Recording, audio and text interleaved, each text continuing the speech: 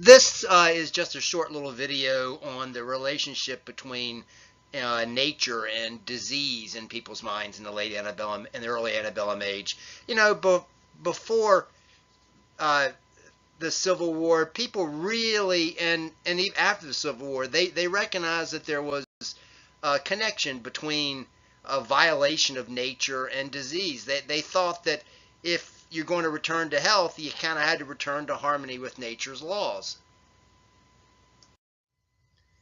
In the 1840s and 1850s, a man named Sylvester Graham was on the cutting edge of nutrition in nature. He stressed health was really important.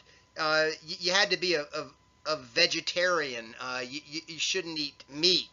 And he cited actually a passage in the book of Genesis in the Bible that said, urged the people to eat herbs and seeds, fruits and nuts, and instead of meat. He thought eating meat was the cause of so much disease. And he concluded that bread made from whole wheat flour, chewed well, would supply nearly all the basic dietary needs. And he also said that a diet would reduce dangerous sexual impulses, so long as people avoided salt in the same time. So, he hit upon some things that have some truth in it, and also kind of was off the reservation in other areas today. But anyway, Sylvester Graham is a forefront of the vegetarian and vegan movement. Graham began to market a special cracker, which was used specifically which employed specifically ground wheat.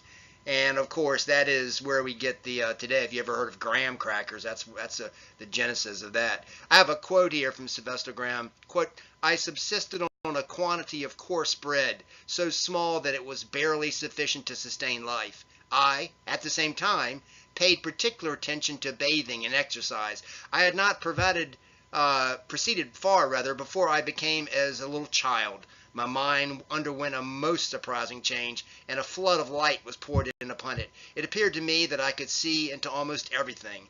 I was a new creature, physically, morally, and spiritually," unquote. All because he was reducing his caloric intake and eating these ground wheat crackers.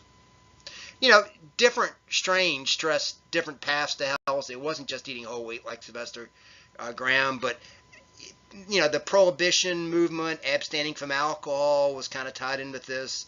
Some people would say wearing light clothes instead of the usual heavy woolen garments, or some people would say sleeping on a hard mattress was therapeutic.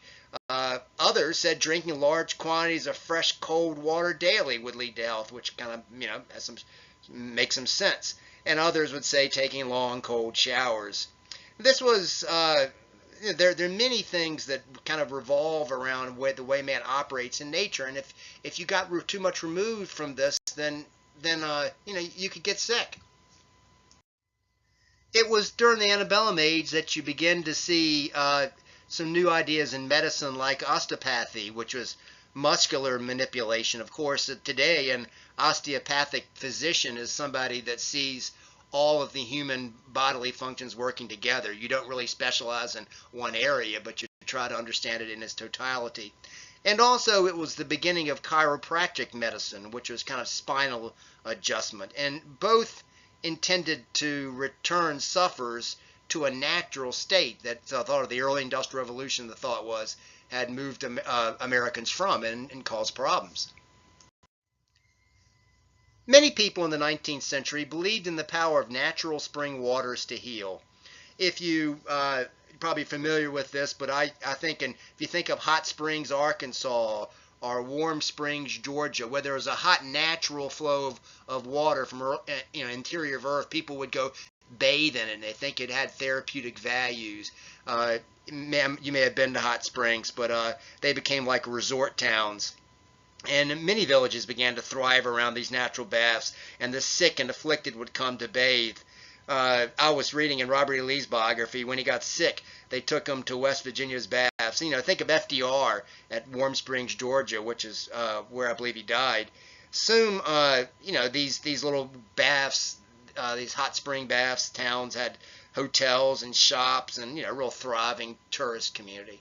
Anyway, this concludes the short little video on the relationship people saw between nature and disease.